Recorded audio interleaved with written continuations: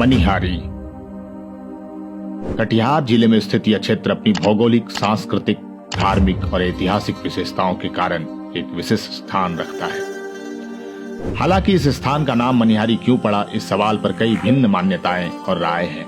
पर सबसे प्रचलित मान्यता के अनुसार यहाँ भगवान श्री कृष्ण आए थे और उनकी मणि खो गई थी और इसलिए इस स्थान का नाम मनिहारी है।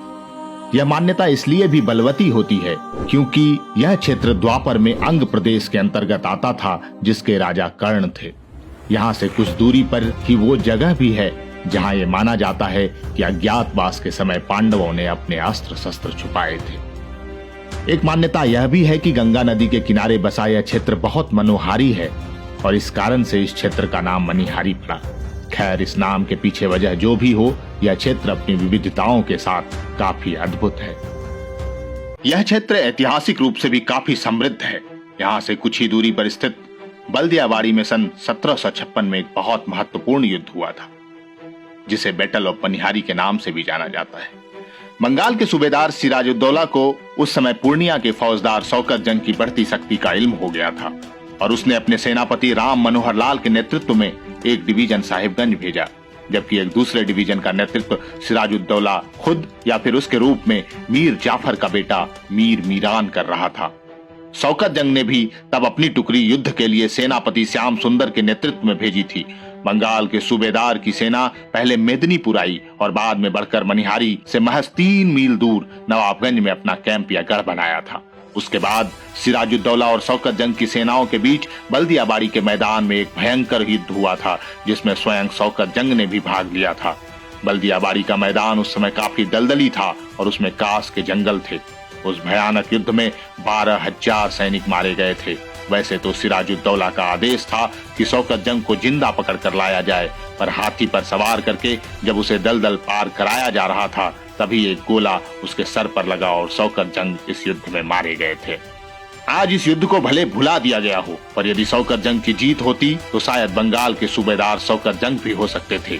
पलासी के प्रसिद्ध युद्ध को भी इस युद्ध से जोड़कर देखा जा सकता है, क्योंकि इसी मीर मीरान के आदेश पर मोहम्मद अली बेग ने सिराजुद्दौला की इस युद्ध में हत्या की थी। स्थान का वर्णन महान साहित्यकार और लेखक फणीश्वरनाथ रेणु के मैला आंचल में भी मिलता है, जिसमें मनिहारी घाट स्टेशन का जिक्र है। उस समय यह पूर्णिया का ही एक भाग था।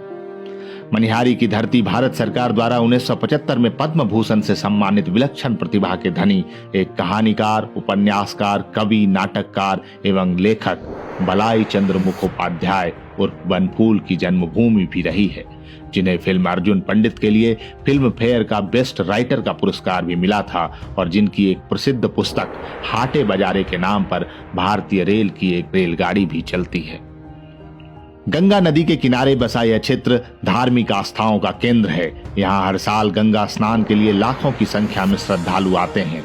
माघ, कार्तिक और सावन के महीनों में तो यहाँ काफी दूर, यहाँ तक कि नेपाल से भी श्रद्धालु बड़ी भारी संख्या में पहुंचते हैं।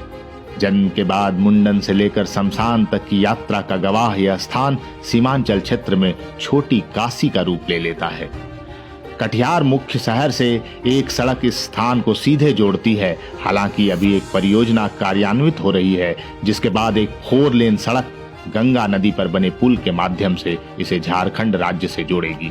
अभी पानी में चल रहे मालवाहक जहाजों, यात्री जहाजों और नावों के माध्यम से मनिहारी घाट और झारखंड राज्य के साहेबगंज के बीच आवागमन होता है। अनुमंडल स्थित तेज नारायणपुर स्टेशन भारतीय रेलवे के पूर्वोत्तर सीमांत रेलवे क्षेत्र का अंतिम स्टेशन भी है। इस क्षेत्र की प्रमुख बोली अंगिका है, जो इसके अंग प्रदेश से जुड़े होने का प्रमाण भी है। कुछ अन्य बोली भाषा भी इस जगह पर बोली जाती है।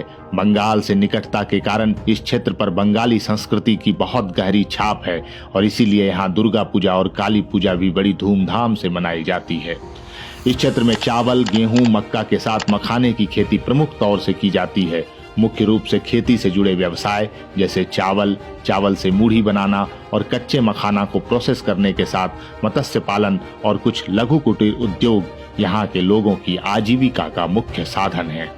गंगा के किनारे स्थित पीर पहाड़ और सत्संग मंदिर यहाँ के दार्शनिक स्थल हैं, जबकि गोगाबिल झील पक्षी विहार इस क्षेत्र का मुख्य आकर्षण है, जहाँ विदेशी पक्षियों, खासकर साइबेरिया से आने वाले पक्षियों को देखने भारी संख्या में लोग आते हैं।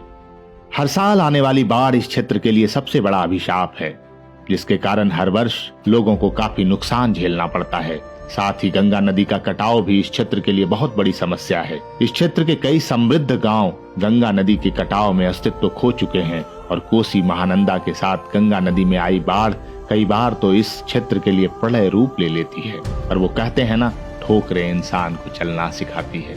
इस क्षेत्र ने बाढ़ की विभीषिका के साथ जीना सीख लिया है और मुसीबतों में मुस्कुराते चेहरे और अकपट भोलापन इस क्षेत्र को जीवट चरित्र वाला क्षेत्र बनाता है। जीवन संघर्षों में रचा बसा यह शहर जब शाम में गंगा आरती करता है तो भक्ति में झूमता है। मानो ऐसा लगता है कि यह छोटा काशी नहीं बल्कि पूरा काशी हो गया हो। संस्कृति, आस्था और इतिहास की यह नगरी बड़ी मनोहारी है। गंगा की गोद में बसा यह अद्भुत स्थान मनिहारी है।